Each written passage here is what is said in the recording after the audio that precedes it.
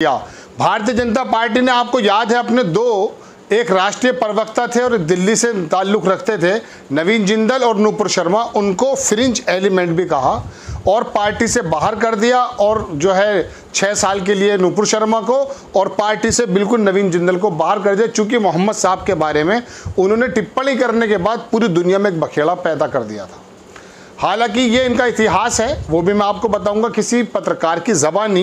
लेकिन एक नेता ने आकर कहा कि जब हिंदू धर्म के बारे में कोई बात करता तो मन करता गर्दन उड़ा दी जाए। शब्द मेरे हैं, उनके शब्द सुने क्या कहा। दैनिक भास्कर की रिपोर्ट है कि भाजपा प्रदेश उपाध्यक्ष का भड़काऊ बयान। बुलंदशहर में पूर्व सेनाध्यक्ष के सामने बोली, वीके सिंह भी मौजूद थे और राज्यसभा सांसद डॉक्टर लक्ष्मीकांत वाजपेयी, जो भारतीय जनता पार्टी के उत्तर प्रदेश के अध्यक्ष भी रहे, उनकी मौजूदगी में हिंदू धर्म पर अभद्र बोलने वालों की गर्दन उड़ा दी जाए। जो भी बोलेगा, बेहतर तो यह है कि उनको उस कानून की जो है मुताबिक सज़ा देनी चाहिए। ये बात अलग है कि 8 वर्षों में भारतीय जनता पार्टी ने सिर्फ नूपुर शर्मा को ही निष्कासित किया, नवीन जिंदल को। इससे पहले कितने लोगों ने बयान दिए हैं और कितने लोगों को जो है रेड अलर्ट नोटिस जारी किया है। रेड अलर्ट वो मत समझिएगा, कहा गया कि आप थोड़ा काबू में रहिए। अब मैं आपको पहले ये खबर सुनाता हूं दर्शकों कि भाजपा की प्रदेश उपाध्यक्ष हैं, इनका नाम है सुनीता दयाल, ने कहा, बुधवार को भड़काऊ बयान दिया। उन्होंने कहा कि हिंदू धर्म पर अभद्र टिप्पणी करने वालों को देखकर खून खोलता है। ऐसा ही खून जो है नेताजी मुस्लिमों का भी खोला होगा जब नूपुर शर्मा ने इस तरह की बात कही होगी। तो आपके नेता उनके बारे में भी साफ साफ कह दें। आपके यहाँ तो 2 धड़ों में लोग बढ़ गए हैं। अनभक्तों ने बाकायदा I stand with Nupur Sharma चला दिया है। लेकिन होता यह है कि आप करो तो कुछ नहीं, हम करें तो कुछ नहीं, आप करें तो सब कुछ होता है। चलिए आगे खबर देखें। लगता है उसकी गर्दन उड़ा दी जाए। सुनीता दयाल जब ये बातें बोल रही थी तब मंच पर पूर्व सेनाध्यक्ष और केंद्रीय मंत्री वीके सिंह और सांसद लक्ष्मीकांत वाजपेयी थे। आज ही सीएम योगी ने मंत्री समेत अन्य नेताओं को विवादित बयान न देने की हिदायत दी है। एक ज़माने बाद हिदायतें मिली हैं दर्शकों। उससे पहले तो गोली मारो, ये करो, वो करो, सब कुछ बोला जा रहा था। अब सुनीता के बयान पर राजनीति फिर शुरू हो गई है। कांग्रेस ने कहा कि ये भाजपा का असली चेहरा है। खबर अभी और भी है, उससे पहले मैं बता दूं आपको लिखता क्या अखबार कि बुधवार को बुलंदशहर में गरीब कल्याण सम्मेलन आयोजित किया गया। सुनीता दयाल ने कहा कि आज बड़ा ज्वलंत मुद्दा चल रहा है नूपुर शर्मा का। मैं महिला हूं, अगर ये विषय नहीं रखूंगी तो ये पूरा नहीं होगा। उन्होंने कहा कि मैं 2 दिन पहले एक वीडियो देख रही थी जिसमें कश्मीर के एक मुस्लिम नेता ने कुछ कहा। अब ये तो आज तक पर तमाम टीवी चैनल्स पर मौलानाओं को भी बिठा करके ये काम किया जा रहा है दर्शकों। मैं देख रहा था, एक मौलाना है शरफुद्दीन नाम का, उसने बाकायदा शंकर जी के बारे में जो शब्द इस्तेमाल किया, हालांकि बहुत बाद में किए, शुरुआत भारतीय जनता पार्टी प्रवक्ता या हिंदू दल के नेता करते हैं। लेकिन एक मौलाना को दाढ़ी रखने के बाद, अरबी सीखने के बाद, कुरान का इल्म हासिल करने के बाद किसी के भी भगवान के, किसी के भी खुदा के बारे में ऐसे शब्द, अवतार के बारे में नहीं बोलने चाहिए। ये तो इस्लाम की भी वो है और सारे धर्म यही कहते हैं। ये बात अलग है कि सत्ताधारी जो भी सरकारें हैं, भारतीय जनता पार्टी के नेता हैं, वो इस बारे में ज़्यादा तमीज़ नहीं रखते। अक्सर बेशतर वो बोलते रहते हैं, लेकिन फिर भी मैं तो कहूँगा कि वो लोग भी गलत हैं। तो अब ये देखिए, दयाल बोली कि किसी भी धर्म के लिए बोलना गलत है। आगे कांग्रेस ने आलोचना की। इस विवादित बयान के सामने आते ही विपक्ष ने टिप्पणी करना शुरू कर दी। कांग्रेस नेता और बुलंदशहर के पूर्व जिलाध्यक्ष देव रंजन नागर ने इसे भाजपा का असली चाल चरित्र चेहरा बताया। भाजपा की गाइडलाइन के भी खिलाफ है ये देखें आप।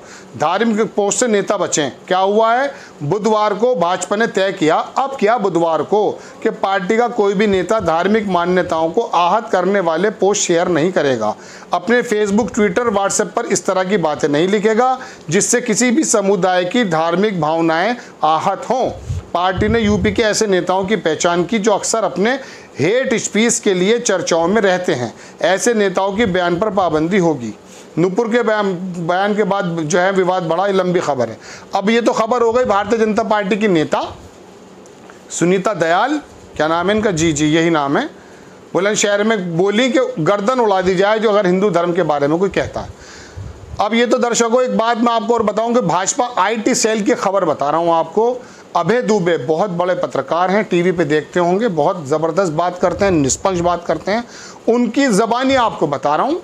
उन्होंने कहा कि भारतीय जनता पार्टी के आईटी सेल ने पिछले 8 वर्षों में उन नेताओं की एक लिस्ट बनाई जिन्होंने इस तरह से विवादित बोल बोले, खास करके अल्पसंख्यकों के खिलाफ, मुस्लिमों के खिलाफ। जानते हैं कितनी टिप्पणियां हैं? कानों पे उंगली मत रखिएगा, आंखें बंद मत कीजिएगा। 5000 टिप्पणियां कर चुके हैं इन 8 वर्षों में। आला कमान को जब समझ में आई, जब खाड़ी देशों ने कहा कि माफ़ी मांगो, उनकी हिम्मत थी कि भारत से माफ़ी मंगवाने के लिए वो कहते। कतर कितना बड़ा देश है, उसकी औकात है, पोजीशन है। जो खाड़ी देश तमाम हमारे नरेंद्र मोदी जी प्रधानमंत्री जी की इज्जत भी इसलिए करते थे कि भारत से आते हैं, हमारे प्रधानमंत्री हैं। पाकिस्तान को एक तरफ डाल करके हमें प्रेफरेंस दी जाती है। वो खाड़ी देश हमारी आंखों में आंख डाल करके ये वाला प्रोपेगेंडा करेंगे। 16-17 देश कंडेम कर रहे हैं, कोई हमसे वास्ता नहीं रख रहा है ना।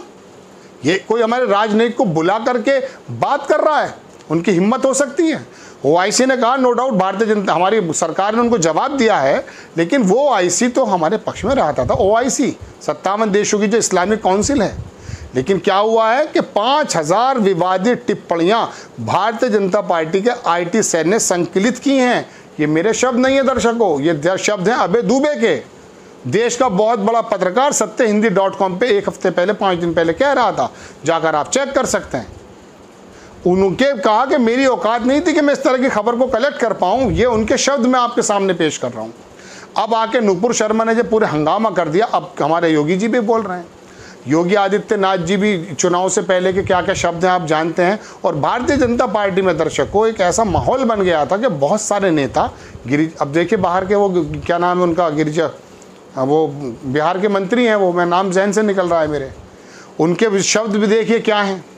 आए थे मेरे एक बार, मैंने इंटरव्यू किया था उनका।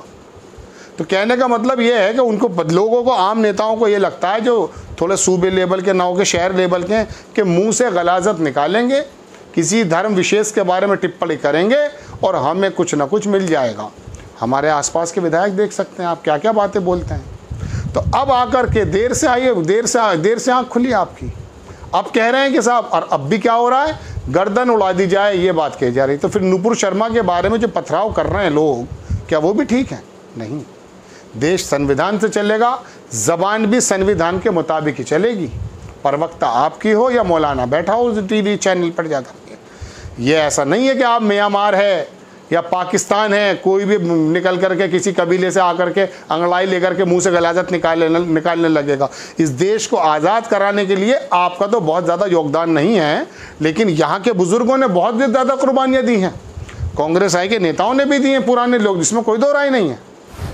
तो उन लोगों ने संविधान बनाया मिल बैठ करके, जिसमें आपका भी कोई हिस्सा नहीं था। आप बल्कि उसके खिलाफ थे। बाबा अंबेडकर ने जब बनाया तो सब, तब आर्टिकल 32 जानिए क्या चीज़ है, आर्टिकल 26 जानिए क्या चीज़ है, आर्टिकल 19, 20, 21 जानिए क्या चीज़ है। तो कहने का मतलब दर्शकों ये है कि वहाँ पर सब लोगों के धर्मों का ध्यान रखते हुए बात कहने की, बात सुनने की बात कही गई है, आदर की बात कही गई है। और आपके प्रवक्ता आएंगे और ऐसी बात मुँह से निकालेंगे कि गर्दन उड़ा दी जाए। एक नई बात है ये। खबर आपको कैसी लगी अपनी राय कमेंट्स बॉक्स में ज़रूर दीजिएगा।